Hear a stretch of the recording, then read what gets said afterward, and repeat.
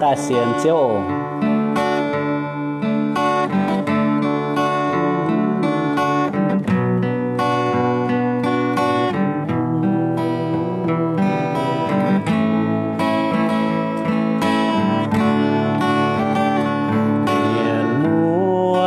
chú coi nhiều xiên chiều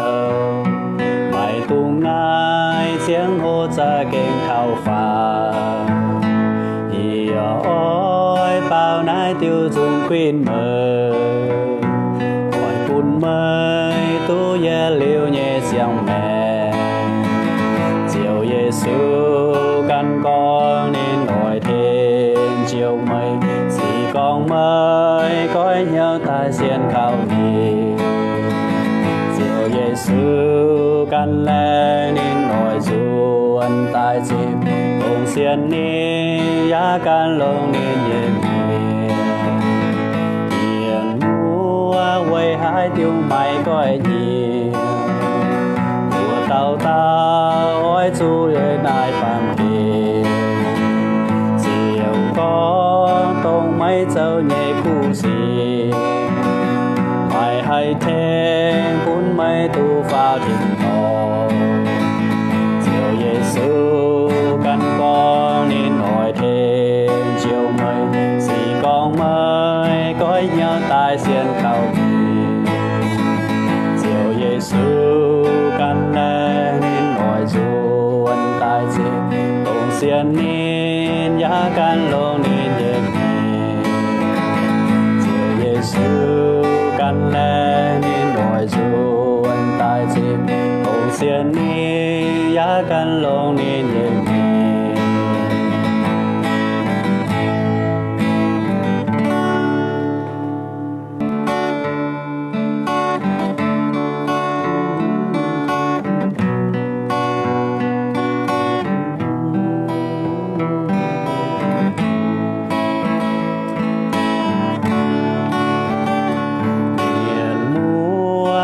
chú coi nhiều xiên chiều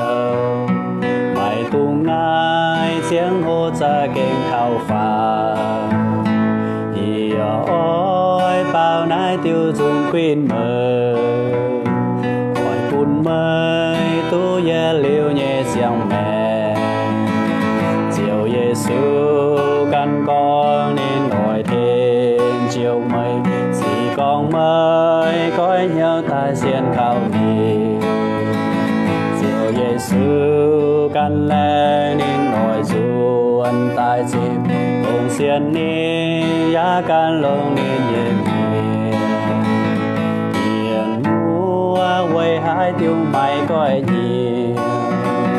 mùa tàu ta ôi chú ơi nai phàm kia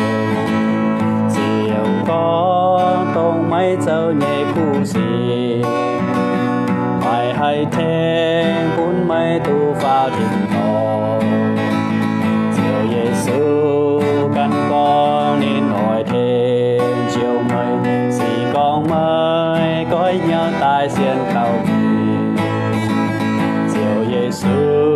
căn nên hỏi ruộng tai chim cùng xiên nên giá căn lông nên yên